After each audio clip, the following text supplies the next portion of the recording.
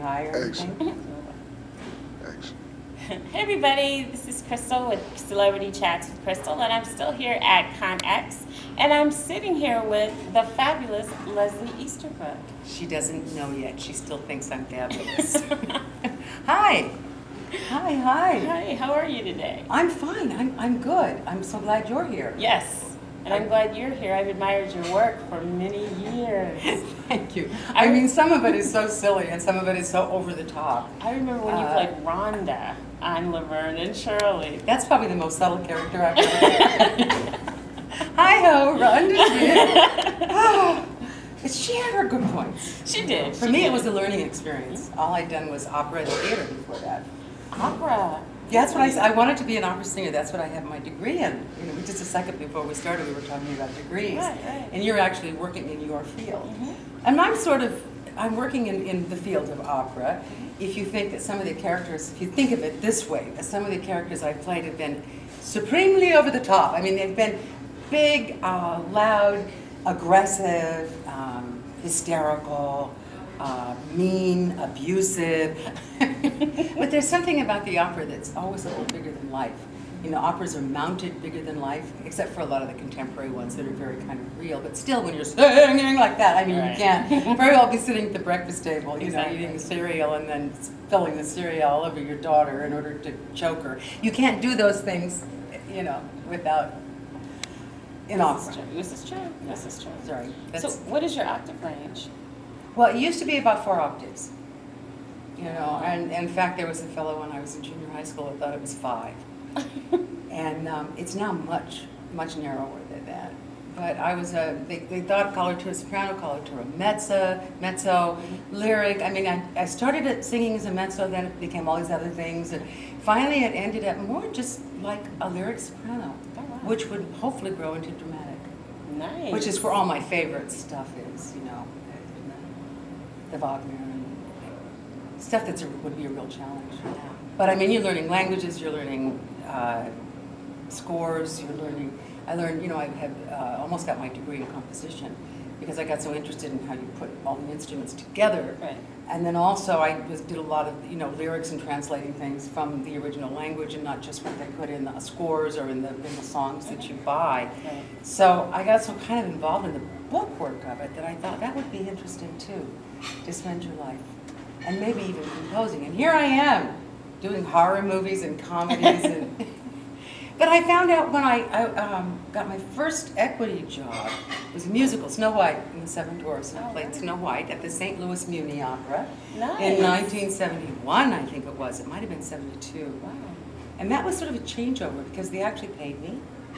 But Always nice. the idea of being able to have a motivation for a character and be able to have, not that Snow White is real subtle, but to have more of a subtlety than you get when you're in the opera, when everything has to be sung and counted, and your conductor is your metronome, Right. you know, for getting through a production. That you can have those moments for a character's honesty to come out and real feelings to come out, and you can allow things to happen to you in the moment without destroying anybody else's performance. And if there's a moment where you're choked up because you're involved in the character's emotions, you can take a second before you talk. It's not all, you know, dictated by the composer and dictated by the conductor. So I found that was really wonderful, and therefore, I've had a great time. I've had, you wouldn't say it like a great career. It's like I'm not rich, I'm not that famous, but people do know who I am, and that's always shocking You're and definitely flattering. famous.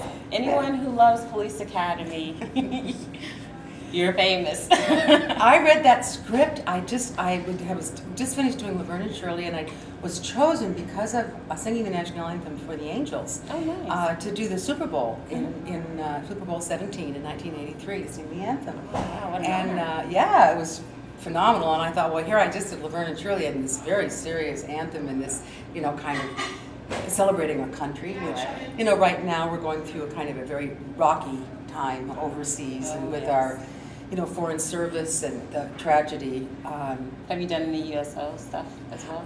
I've signed up for it a number of times, and then either I've gotten a job that I couldn't turn down, or they've been booked. You know, they sometimes, I don't know, about 3 or 4 times they sent out, are you interested? You know, and every time I would write back, yes, of course I'm interested. You know, our foreign service, our troops, our military. I mean, basically, that's what protects us, so that we can play around in the arts. Exactly. And they need all the support they can get. Absolutely. What they do is important. What they do is serious. You know, what they do is commendable. Mm-hmm. Not that what we do isn't commendable. It's just on an entirely different level. Yeah.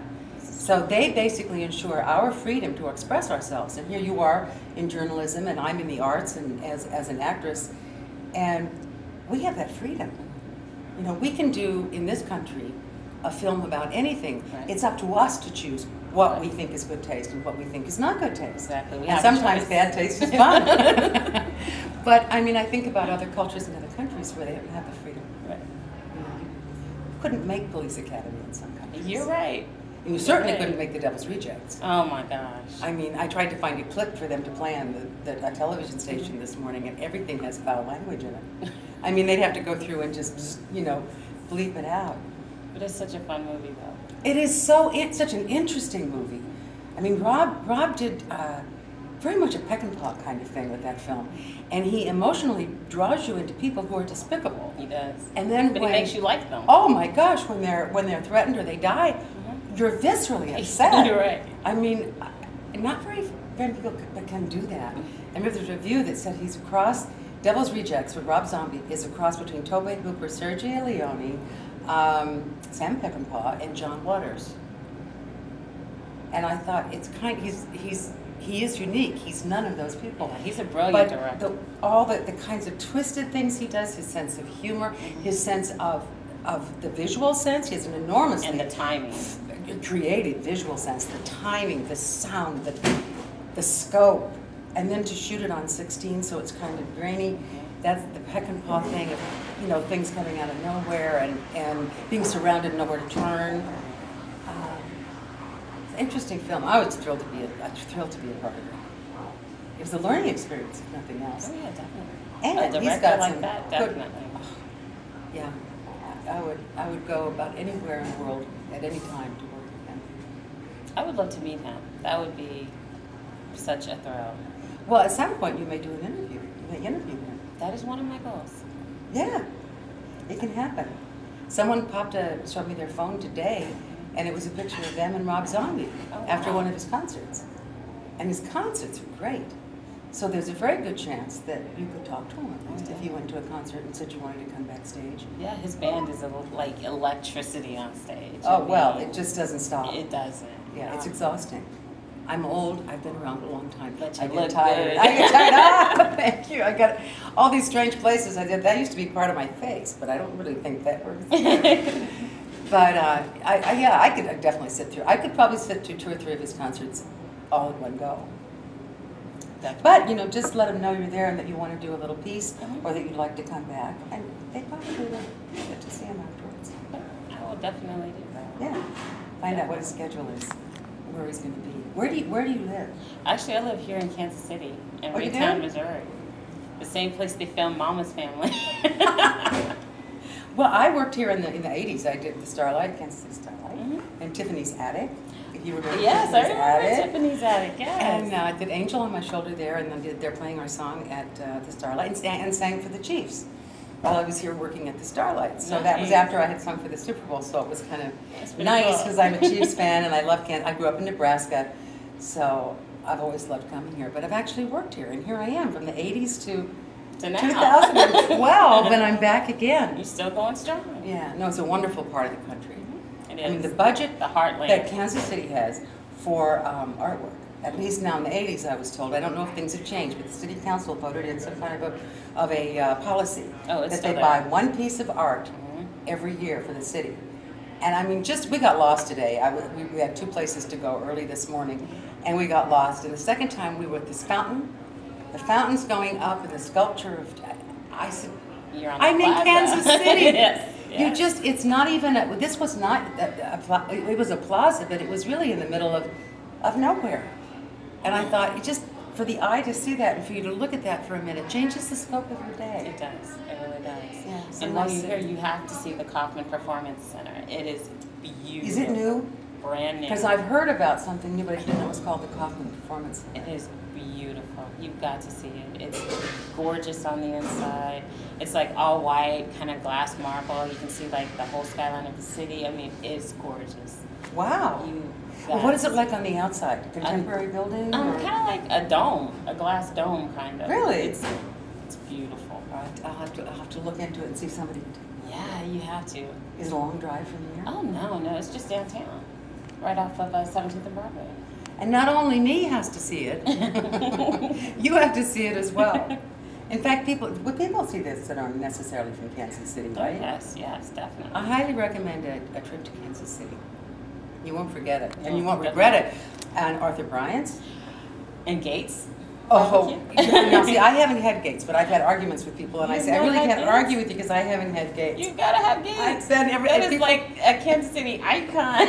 Oh, well, when I went to Gotcha. Arthur Bryant's, I just, basically I was knocked out because it was so hot, but so wonderful. But I know I was rehearsing the play that I was doing, so I had fingernail polish on. Oh wow. And it got all over my fingernails. And we had to race back to rehearsal, and so I didn't get a chance to wash my fingernails with soap. It ate off the polish, the sauce. Oh my gosh, that's some potent sauce. Yeah. I thought, oh my goodness. And I bought a big jug of it to take with me. Oh my goodness. So I had that for a long time. Oh, that's pretty tasty. I still ate it. It ate off my polish, but I still ate the tasty. sauce. Oh yeah. Yeah. Yeah, Arthur Bryant's is also a Kansas City legend, but you've got to have Gates. Gates. Yeah. Gates. President Clinton swears by Gates. And Who was the Richie's president? kid. One of the presidents went to Arthur Bryant's. Before. This was probably before your time. Yeah. It might have been Jimmy Carter. Who was after? I think it was Reagan? Jimmy Carter. Jimmy Carter or Ronald Reagan? I think it was Carter. I think it was Jimmy Carter. Well, he didn't have much punch, so that doesn't say much for Arthur Bryant's. I happen to think he was a terrific president, but I think so too. some of the people say he was the worst ever, and I don't really want to argue with him because, boy, I'll tell you, if you argue politics now, you're in trouble. No, I know. I try to steer clear. I try to stay neutral. Yeah. I mean, if you say anything, you'll either be on one side or the other, and it doesn't usually cut that way. And now things are so hostile when it comes to politics that you're kind of scared to say which side you're on. So it's like... It's fear, loathing, anger, frustration. Maybe it always happens when people are frustrated. The economy is so bad. It is. Very bad. Since the crash, the recession. Not really a recession, but well, they're all saying that it might be. Maybe that's what happens. Is everybody starts to get crazy. My thing is, I think if we all just took time to just get along and just, agree to disagree, and embrace everybody. We've lived like that for a long time. Sorry. It's her. I love your ring. Thank you. Sorry about that. I have Mozart on my phone and I can't get it on my iPhone. Wow. I can't, transfer something that I've got. I've tried. So what projects do you have going on right now? Well, right now I don't have anything coming up except I might be in the new Police Academy, which would be heaven. New Line, Warner Brothers. It hasn't been greenlit yet. They finished the script quite a while ago. Then they had a bunch of comedy writers sit around the table, pitch jokes and whatnot. They wrote another draft. It was supposed to be done the end of July. Then I read an article that they're thinking of going in October, November, and the producer's been in touch with us just because we're all friends. Is it going to be all the original So we don't cast? know. No, we don't know if there'll be anybody or just a few or what. But it'll be a whole new group of young people. It's like somebody called it in an article a reboot. Okay. Of the original. But I did a lot of features. I've done a lot of features in the last year and a half. And The Afflicted is actually out. That was 2 years ago. I guess I did that. And it's a very disturbing story about a mother who kills her children. True story. Yeah, they're going to screen it here also at ConX, so Yeah. I'm looking forward to seeing I have to see where that is in the schedule. It's going to be tomorrow, I believe, at 4. Okay, tomorrow at 4. I would love people to come and see it. And I'd love to talk about it because I have my feelings about it. I know where I think its strengths are, and I know I have my opinion where the weaknesses are.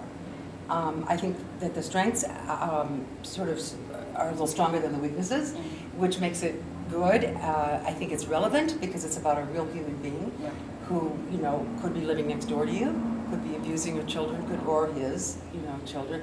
I mean, how things happen in society, and we turn a blind eye, because of not wanting to get involved. And you don't want to get in trouble, you know, or hurt or anything. But we need to be really aware of one another, of a society. There are all kinds of people out there. So that was my reason to do it. But then I play a teacher in a film called Night Lights. I'm a teacher of a 27-year-old severely autistic man. And his twin sister is taking care of him. And their lives are coming apart. And it has to do with the relationship. And I'm kind of a catalyst in that. A catalyst for good. And it's a really wonderful script. And the film, I haven't seen the finished draft, but I've been told it's terrific. And so I'm proud of that. And then I have a bunch of other characters that I've been doing. A film called Clubhouse, which hasn't finished its edit. Just a whole bunch of them. A Love/Like Ours. I play Haley Duff's mom in a very funny comedy. You know, based on the premise that people meet at college. They say, if we don't meet somebody, we'll marry each other in 10 years. 10 years later, how that's good for one of them and not for the other. It's very funny. And just basically 12 projects. Wow. How do you balance all And I don't even know, a pom-pom fracture. You know, I don't think I did a very good job of balancing it, because now, like, when I came here, I spent yesterday just trying to do a couple of meetings, but trying to get all the things together that I wanted to bring, pictures and clothing, and I forgot my 2 good pair of black pants. So I'm in black sweatpants for 4 days. Wow. 4 days, but I didn't bring the right jeans. The ones I brought were wrong. So I think maybe doing all these projects kind of all around the country have thrown me off. And I'm not getting the details of my own life part right. So I mean, I've never been this busy with different projects, sort of crawling into the heads of that many different characters in a short time. Every director you work with, especially on lower budget indie things, every director, they are the king of the set. They have a different pace and a different way of working and a different requirements in terms of set behavior. Right. You know, there are some crews and some casts where the director has to go, shut up, we're shooting the scene. You know, everybody's and Rob kind of likes the pandemonium, you know, where people are, and then all of a sudden it's just, you know, stop. But there are other directors that want quiet, like a very, very quiet crew. So when you're on set, it's just like, you know, and you grab a donut and then you grab another one because you can't really chit chat, and you go outside and that door made a noise, you know, and you may not be shooting, but just where that director or that DP with his crew needs all that quiet from them to focus, and truly a film is all about the crew. Right. It has nothing to do with the cast. If the crew can do their work and capture what you're doing, you've got a movie. I mean, if the script is there and whatnot. Right. But it can make or break how a scene is shot, how the scene is lit. So really, truly, the crew, that's king. Right. The director and the They crew. make it all So the happen. and you're trying to adjust to all those different atmospheres, and all of us, actors, I mean, any kind of an artist, we all have our own routine, you know, the way we like to work. So sometimes you can work the way you like to work, and sometimes you can't, but you've got to keep all the juices going. So I think that basically my real life, when I'm coming out and meeting people, and I enjoy this so much, is I just couldn't focus on the details. You know, I knew I wanted to do makeup, but I didn't bring any of the right stuff. That I But usually you do. look great. And I don't have the 2 pair of black pants. One I got for an Armani, pair of black Armani pants for a song, and I've never had an opportunity to wear them. So they're home in the closet. I will probably never wear them. You'll wear it though. They're They're cursed. Armani. They're cursed. Oh, I played a madam in one film. A madam who is chasing her ex-business manager because he's run off with all of her money. Oh, wow. Right? And I'm a very famous Hollywood madam. So I chase him down to a little dirty, dusty town. Did you get your revenge? Tried to get my money back, got myself killed, and broke 2 fingers. Oh my gosh. But that was actually less than a year ago, last November. I was in Utah. But I'm just been shooting in Birmingham, Alabama, in Mobile, Alabama. LA. Pom-Pom Fracture is Tyler Mane, who played my son in Devil's Rejects. Oh, okay. And then he was Michael Myers in all of Rob's Halloween movies. Yeah. So in this one, he and his wife, Renee Geerling, wrote the script, and then they play the 2 leads. And I play his stepmother. I was so flattered and so excited that he asked me to do it in a little gray wig. And I'm quite the victim, but it's quite the scary movie.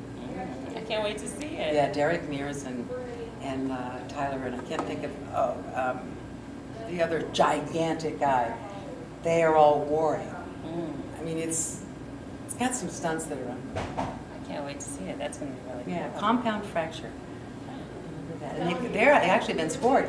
And Tyler Bates is the music to Devil's Rejects. He does all of Rob's stuff, but he also does Conan and the big, $150 million movies and whatnot. And occasionally he likes to do little films. And so he's done a couple recently. William Friedkin's last film, which is a small film, and then Martin Emilio Estevez and Martin Sheen, the film where the father walks across Spain. At any rate, tiny little. So I said, why don't you see if he has an assistant that would do compound fracture? Sure enough, he did. Tyler almost did the whole thing himself, but he got so involved. So I think it make it a theatrical release. That's the last time. But that's it. I mean, everything's in the can. Well, I cannot wait to see it and see the finished product, and I'm definitely looking forward to seeing your film tomorrow. That is going to be very exciting. I'm glad you're coming, and I want you and your cameraman to please make comments. Yes. I really am curious how spot on I am about. I mean, I'm so proud of some of it, and I don't know about the rest. Well, because as fate would have it, I'm a film critic as well. Are you? Member of the Kansas City Film Critics Circle, and hopefully one day I'll be a part of the International Film Critics Circle. So why not? Aiming big. Why not? Go for it. Definitely. Go for it. I'll just you have to give me a card after we finish.